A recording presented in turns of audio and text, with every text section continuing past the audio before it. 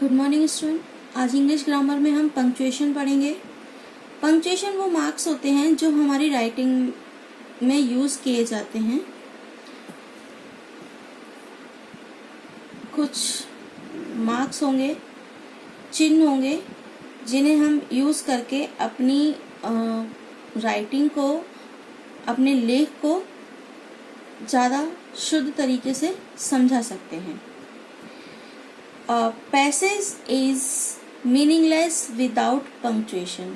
हमारा जो लेख है, हमारी जो राइटिंग है, वो पंक्चुएशन के बिना मीनिंगलेस है। हमें कहाँ रुकना है, कब रुकना है, कितना रुकना है, ये सभी चीज़ें हमारी राइटिंग में होना बहुत ज़रूरी है, जो कि पंक्चुएशन मार्क्स विराम चिन्हों के द्वारा ही क्लियर की जा सकती है।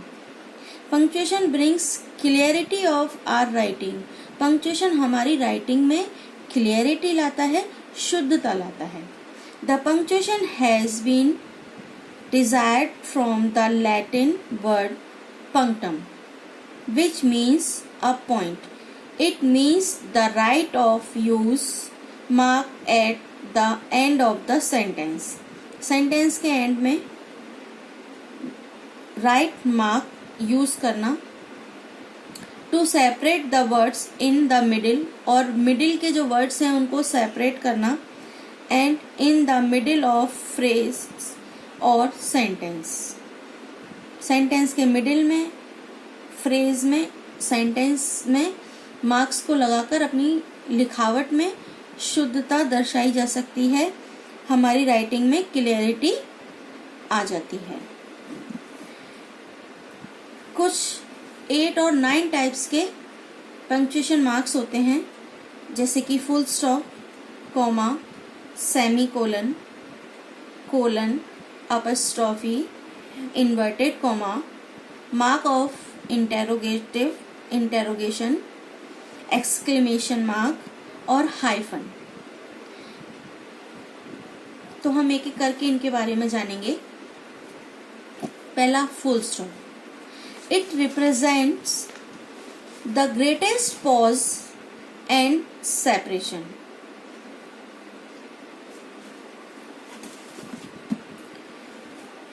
इसका प्रयोग असर्टिव और इम्पेरेटिव, असर्टिव या इम्पेरेटिव या नेगेटिव सेंटेंस के आखिर में किया जाता है। ज़्यादा देर रुकने के लिए It is generally used at the end of simple यानी कि स्टेटमेंट सेंटेंस और a command. For example, he is a good boy. ये एक स्टेटमेंट है, इसके लास्ट में हम फुल स्टॉप का यूज़ करेंगे। एक और एग्जाम्पल देखते हैं, गो देयर, वहाँ जाओ। ये एक कमांड है, इसके लास्ट में भी हम फुल स्टॉप का यूज़ करेंगे। किसी भी फॉर्म को, किसी भी नाम को शॉर्ट फॉर्म में लिखने के लिए भी फुल स्टॉप का यूज़ किया जाता है। It is used in observations but these are omitted in modern style. जैसे कि बैचलर ऑफ आर्ट्स को हम B full stop A full stop लिखते हैं, BA। ऐसे ही हम लिखते हैं मास्टर ऑफ बिजनेस एडमिनिस्ट्रेशन को लिखते हैं MBA। It is use to separate hour from minutes. हमारे घंटा और मिनट्स को, आवर्स और मिनट्स को सेपरेट करने के लिए भी यूज़ किया जाता है। For example, my school time is 7 full stop 15 AM। 7 और 15 के बीच में फुल स्टॉप का यूज़ किया जाता है। नेक्स्ट है to separate date from months and year. जब हम डेट लिखते हैं तो मंथ, ईयर और डे को भी फुल स्टॉप से सेपरेट किया जाता है। नेक्स्ट हम बात करेंगे comma. It represent the shortest pause, यानी कि फुल स्टॉप से कुछ कम देर रुकने के लिए हम कॉमा का यूज करते हैं। We use it within a sentence to bring it clarity of meaning. Meaning की क्लियरिटी के लिए सेंटेंस में कॉमा का यूज किया जाता है।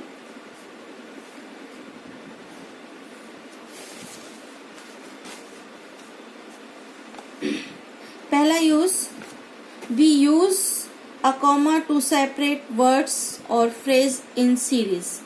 जब हम कुछ वर्ड्स को सीरीज में लिखते हैं तो उनको सेपरेट करने के लिए कॉमा का यूज करते हैं। For example, our heroes can sing, dance, ride, swim and fight.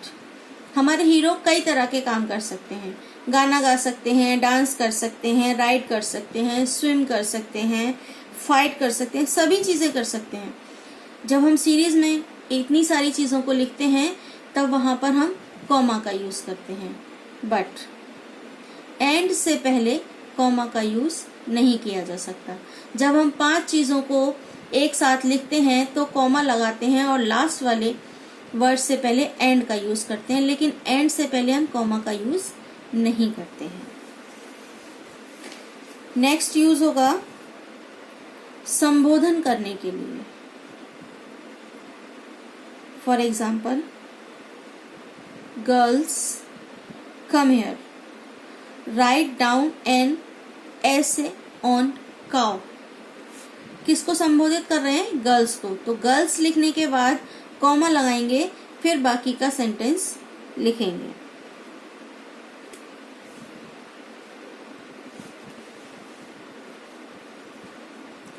Next, participle phrase को अलग करने के लिए, hearing this. For example, hearing this I was puzzled. Hearing this comma. 2 phrase को अलग करने के लिए कॉमा का यूज किया जाता है। नेक्स्ट है क्लॉज के अलग करने के लिए। 2 क्लॉजेस होते हैं सेंटेंस में, तो दोनों क्लॉज को अलग करने के लिए कॉमा का यूज किया जाता है। For example, if you work hard, comma, you will pass. 2 clauses को सेपरेट करने के लिए भी कॉमा का यूज किया जाता है। जब हम क्वेश्चन करते हैं, वो क्वेश्चन जिनका आंसर यस और नो में आता है, तो उन सेंटेंसेस में भी हम कॉमा का यूज करते हैं। यस और नो लिखने के बाद कॉमा लगाया जाता है। For example, no, comma, I don't abuse.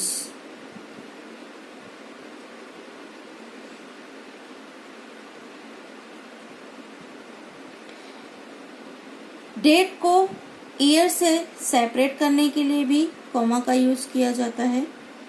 For example, March 16, comma, 1999। जब हम डेट लिखते हैं तो एक डेट लिखने का एक तरीका ये भी होता है कि वहाँ कॉमा का यूज किया जाता है। इसके अलावा कॉमा का यूज आदर्श सूचक शब्दों के साथ किया जाता है, जैसे कि sir, comma, my father is a doctor.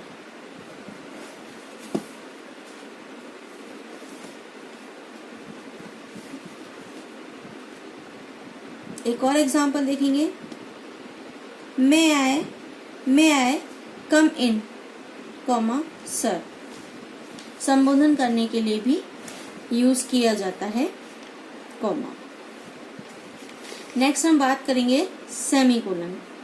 ये कॉमा से अधिक देर विराम देने के लिए पर फुल स्टॉप से कम प्रकट किया जाता है और कोऑर्डिनेट क्लॉज को सेपरेट करने के लिए भी यूज किया जाता है। For example, I always think of my old parents, semicolon, every night I dream of it. Next बात करेंगे कोलन। किसी कहावत से पहले इसका प्रयोग किया जाता है। फॉर एग्जाम्पल, शेक्सपियर सेज, जब हम कहानी पढ़ते हैं तो उसमें हमने देखा होगा कि जब कैरेक्टर्स के वर्ड्स को बताया जाता है कि किस कैरेक्टर ने क्या कहा, तो नाम के बाद कोलन का यूज किया जाता है। For example, Shakespeare says colon, only a fool thinks he is wise. तो आज का हमारा वीडियो यहीं तक था। नेक्स्ट टाइप्स के बारे में हम नेक्स्ट वीडियो में बात करेंगे। Thank you.